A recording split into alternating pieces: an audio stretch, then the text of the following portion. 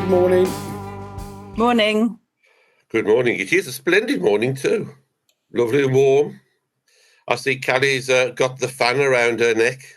Oh, it's very good. It's wonderful. Very good. Cooling air. Obviously, The things can't we cope. do to get fans. Yeah. Obviously can't cope with the searing heat. No, absolutely. And of course, the heat and the energy generated by Rev Chat, that would just tip me over the edge without a fan. Yeah, well, I made a mistake, dear viewer. This is number 299 today. So next week is 300, Chris. Oh, wow. We better make next week then. Yeah, I'll be here for next week. 300 next week. There we are. That means we have to get shorter and shorter with the readings because we've done them all before. 300th episode next week, which means we've got away with it that long. And the bishop still hasn't appeared. No. I think she's very busy at the moment. Perhaps we should invite the Archbishop on. It's a grand occasion. You're friends with David. Can you wangle that one? I could just write to her. Hi, Sarah. Can you pop along? You need to even come out to London or the Holy Land, wherever you are. Just, click onto your phone. We'll see you. Excellent. On the other hand, no, I can't. She might also be a little busy. Just a little. Writing messages saying nothing else is known. Yeah. Yeah, quite. But by this time next week, of course, you could have a new colleague to work with, Callie. So we're praying very hard. Exciting. Yeah, please do pray. We're praying very, very hard for what I think are two excellent candidates from different areas, but with all the skills, different skills, same skills in a different. I think great. There we are. Yeah, looking forward to Monday and Tuesday. Yeah. But definitely, yes, please pray. We are praying. We are praying very hard because you need it. Be good. Be really good. But not as much as I need it. What prayer? I need praying for, believe me. My wife has told me for years you need praying for. Anyway, reading. Get on with it. Okay, Matthew 10, beginning at verse 40. Whoever welcomes you welcomes me, and whoever welcomes me welcomes the one who sent me.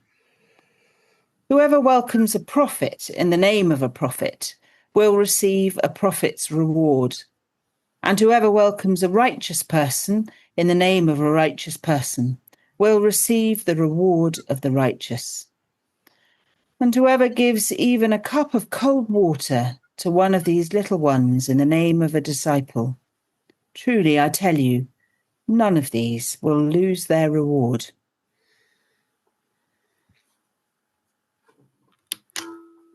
So what's a reward? A pat on the back? Heavenly or earthly? Heavenly or, there we go, heavenly or earthly? What do we think? I always find these passages, you read them and I think, oh yeah, that's obvious, that's easy. And then you dig a bit and you think, well, what on earth is all this about?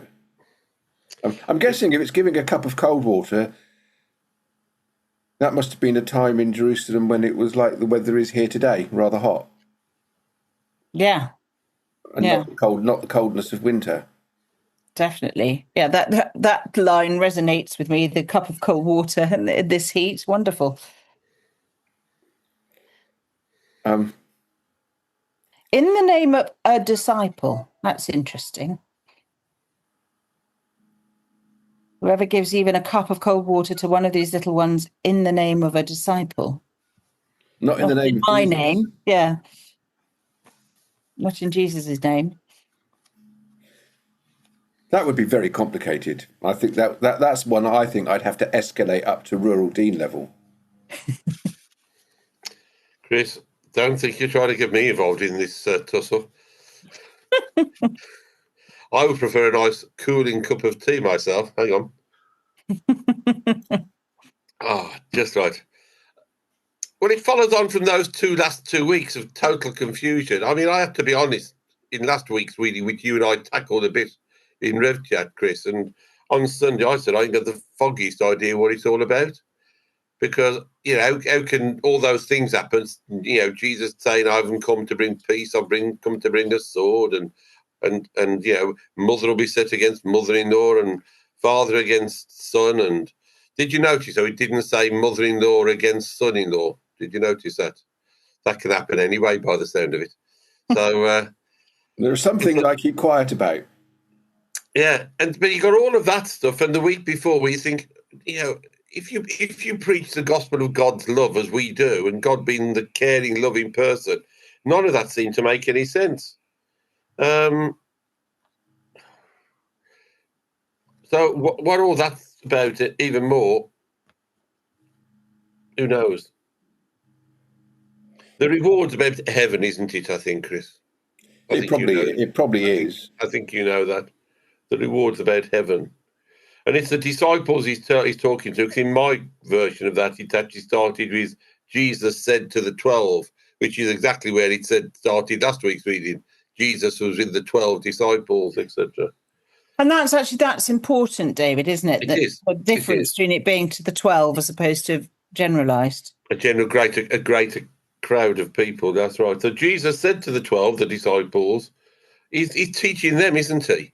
Mm. Again, it's very much a teaching lesson to the disciples, as was last week's and as was the weeks before. So they're all sat around him, including Judas Iscariot, because obviously this is all taking part before Jesus died.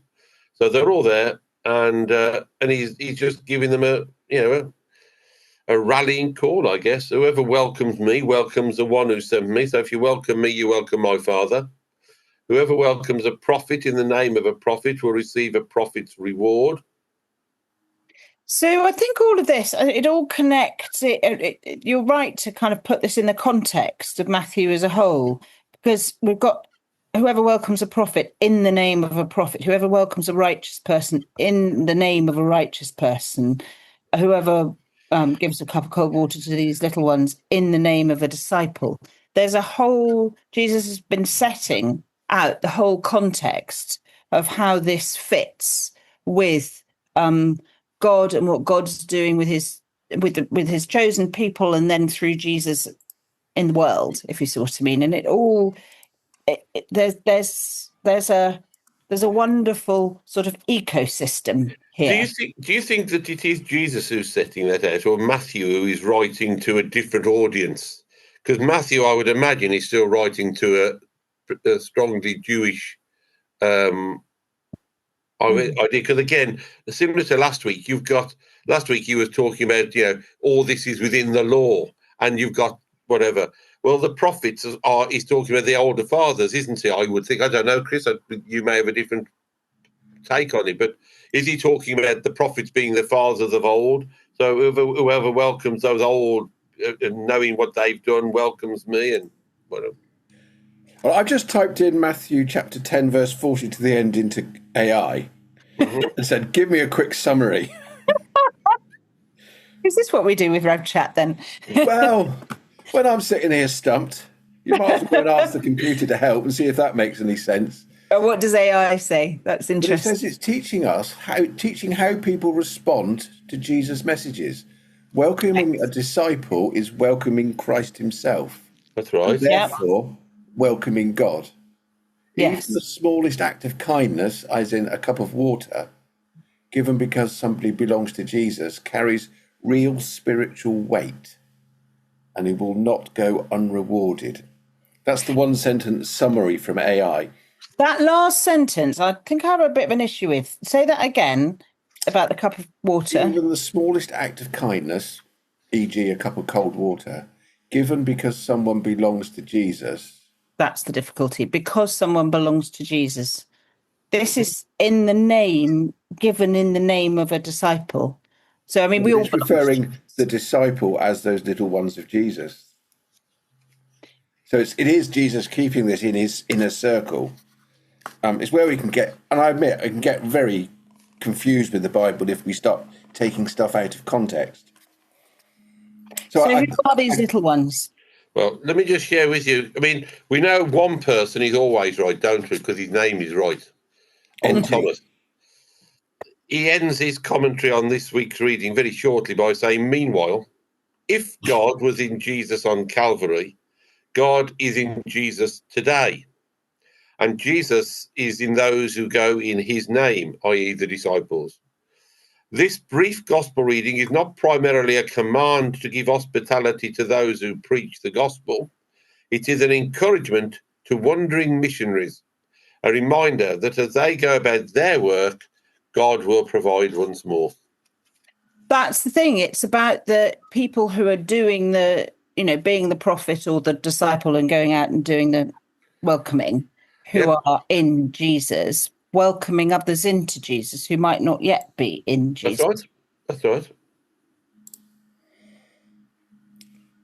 The other one I think is quite interesting is talking about reward. I'm going back to my AI again. This is very good. It talks about AI. The reward is not payment, but the reward is participation in God's work and blessing. Mm. I like that. I like that too. And actually, because I think we probably find that in what we do in our ministry, don't we? At times, you feel when you see God at work, you could feel that participation in God's what was that again? Participation in God's work and blessing. Oh, in God's work and blessing. I'm going to write that down. I like that. That's our task for the day. Participation in God's work and blessing. It's our aim every day, isn't it? It is. It is. In all that we do. Yeah. So who is the righteous person then? The righteous person is a person who's willing to receive Jesus. And why are they willing to receive Jesus? What does the word righteous mean? Well, I was taught righteous just meant right with God. Being put right with God. Yeah. So it's anyone who's been put right with God. So if you've been put right with God, I presume you've prayed and asked for forgiveness. Yeah, and then we'll quickly get on to the evangelical tract of Saved by Grace. No, we won't.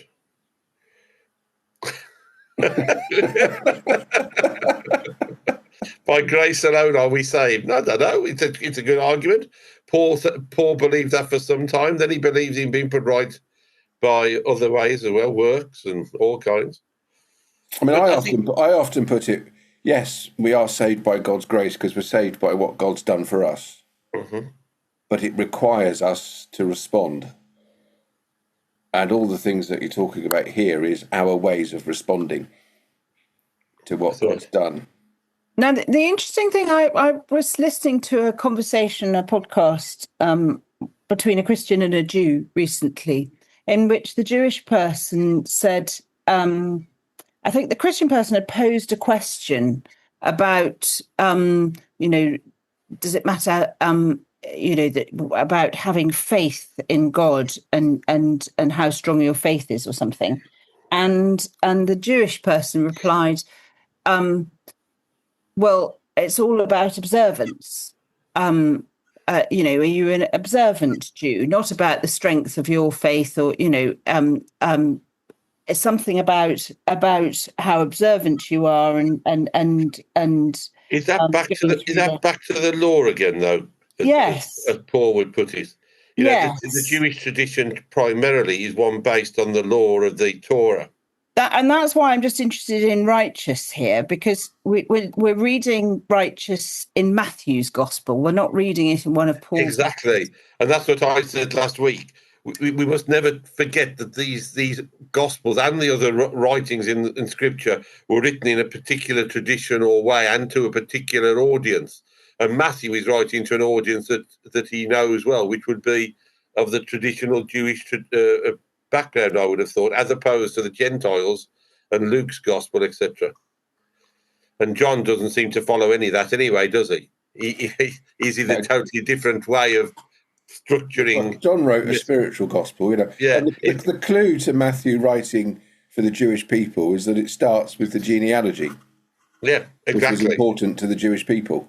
Exactly, Chris. Exactly. So you've got all that list of names, dear viewer, if you want to go and have a read of it, and that shows you that this is who Matthew's aiming his people at.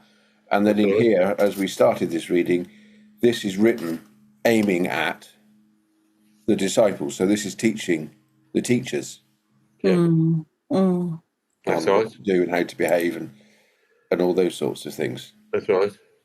But I do like the idea of we've got to welcome people. Yeah. And that can seem all fluffy and easy, but it isn't. It really isn't. Oh. In the execution of it, welcoming everybody. You think of it in the safeguarding context. We welcome, if you like, victims and perpetrators, don't we? Within very safe boundaried. I don't know. Do you think they had any worry about safeguarding in Matthew's day? Well, I'm sure they didn't have our rules and regulations in quite the way that we have them, but actually, that is our rules and regulations are an outworking of how we're meant to be. Yeah, we are meant to welcome everybody, including sinners and tax collectors. Yeah, and that was part of when all the revelations about my esteemed former team rector in Beaminster came out, and I wrote something to go on the website because we had to tell parishes, and I asked people to pray. At the very end, I asked people to pray for those who had been affected by all that had gone on within that case and over years. But I also asked people to pray for the person who'd offended and their family as well, because that's the very essence of our Christian faith, that we do pray for one and all, regardless. And as you'd expect, I had some fight back about that from not a great deal of people, I have to be honest, but a small number of people who felt I had no right whatsoever to be asked to pray for the offender. And I kind of wrote back and said, I think you've missed the point of the Christian faith. No, right. You had every duty. Well, I thought I did, Callie, but you know what people can be like. And I understand where it comes from and why they get worked up and angry. But there we are. Excellent. Well, there we are. Dear viewer, it's good to see you again. Next week is number 300. It's one of my favourite readings from Matthew about who's going to be blowing flutes and pipes and all that kind of stuff, his children in the marketplace. I love that passage. Will you bring your flute and your pipe? No. I can't do that. I'll bring me juggling balls instead. Excellent. We look forward to that. No, you wouldn't. Celebration. Just don't drop them. It's very painful. It's very painful. Believe me. Dropping your juggling balls at the wrong point can be very painful. Well, there we are. The weather's going to cool down after today, so we could have a slightly more pleasant weekend of heat, which would be good. Good. And prayers for all those being ordained, going off to an ordination in Surrey this weekend, which will be lovely. Yeah, forget this ordination weekend. Andrew. When you don't have any people involved in it as such, you tend to forget it a little bit, don't you? Although, of course, we do pray for them, and that'll be good. Yeah, that'll be good. Cool. All those people setting out with excitement like we did once. You mean the excitement's still not burning within you? The excitement of telling the message of Jesus Christ is still burning in me. I don't know whether all the other stuff we get involved in today is still burning quite as much within me. Well, that's the important bit, isn't it? Telling people about Jesus. And that's where we've got to keep focused, even in RevChat, focused on telling people about Jesus and the wonderful things he does for us. Yeah. I'll say amen to that. Absolutely. Jolly good. Well, dear viewer, we'll see you again. I will check the diary at this point. I don't know what I'm doing with my diary. Make sure I'm here next week. Because I'd hate not to be. I'll have to change everything to be here for next week, won't I? The number 300. What's the date? Next week? Oh, yes. It's according to my diary, we've got chapter barbecue at Loaders at 12 o'clock. Wonderful. Is that next week? According to my diary, it is Thursday the 2nd. Oh, I've got it as Thursday the 9th. Why have I got that as Thursday the 9th? Perhaps because we changed it. I don't know. Oh yeah, I've got it in both. Perhaps it was a reserved date or something, Chris. I'll cross the second out, shall I? I'll go and check the last email. We ought Yeah. to stop recording to do all this, didn't we? Yeah, but there we are. There we are. It's all good stuff. Good to see you, and we'll be back next week. All right, then. See you soon. Bye. Bye.